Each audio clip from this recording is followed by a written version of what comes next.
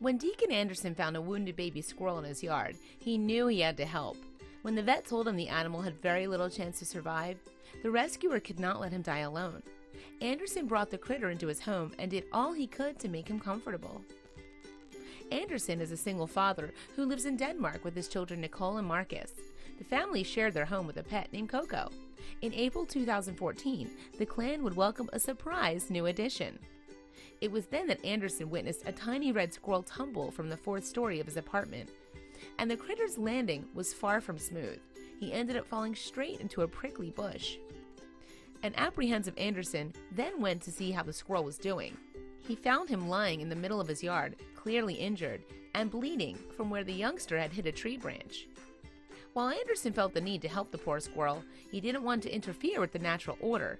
So he left the creature where he found him, in the hope that his mother would come to save him. However, she never did. Rejected by his family, the squirrel's only hope was Anderson.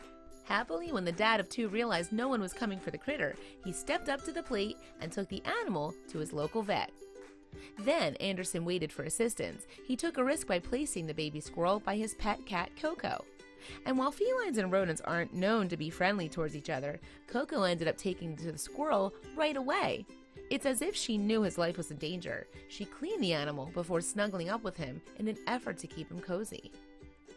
By the time the vet arrived, Coco and the squirrel already appeared to be friends.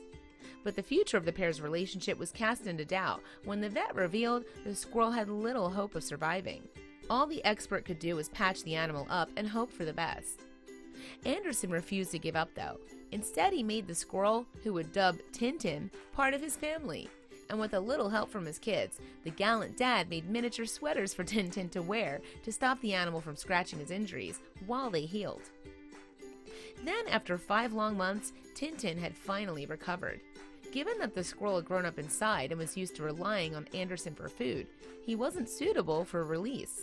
The family ultimately decided to keep Tintin as a pet.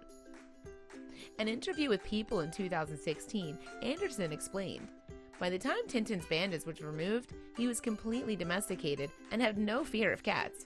He quickly became like a third child to me."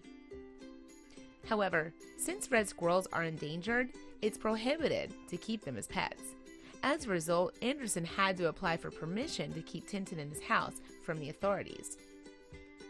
On his website about the squirrel, Anderson revealed, "Under Tintin's special circumstances, I've gotten exclusive permission from the Danish Wildlife Preservation to care and nurse for Tintin till the end of his days." The dad hoped, however, that his new charge would live until a good 15 to 20 years from now. Now that he was approved to keep the squirrel, Anderson set about assembling a more permanent sleeping arrangement for Tintin. And soon enough, he built an enclosure more than fit for the rodent. The Danish man had recreated a woodland environment inside a large cage, complete with branches and foliage. Anderson might have gone the extra mile to make the cage habitable. Tintin still preferred hanging out in the house. The family never locked the squirrel away and allow him to wander wherever he sees fit. All the cage is used for now, in fact, is mealtimes and toilet trips. To ensure Tintin can experience his natural environment, Anderson also treats the squirrel to trips to local green spaces. Whenever the pair are out in the wild, Anderson likes to keep the critter on a harness, just to keep him safe. Anderson explained at the squirrel's website, "Although I would prefer to see Tintin without a leash, it's simply too dangerous for him not to have one.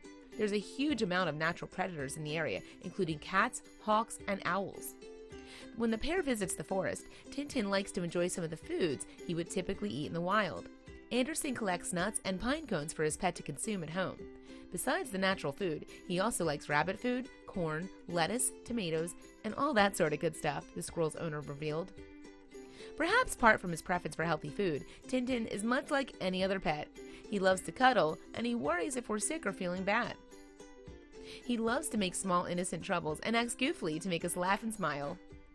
In fact, Tintin brought so much joy to Anderson's life that he wanted to share the squirrel with the world via Instagram. On Tintin's page, the squirrel boasts 119,000 followers, and his owner hopes that the animal makes them as happy as he is. "With so much negativity in the world, I thought it could help lift people up," Anderson explained to People. Please share with your friends and family.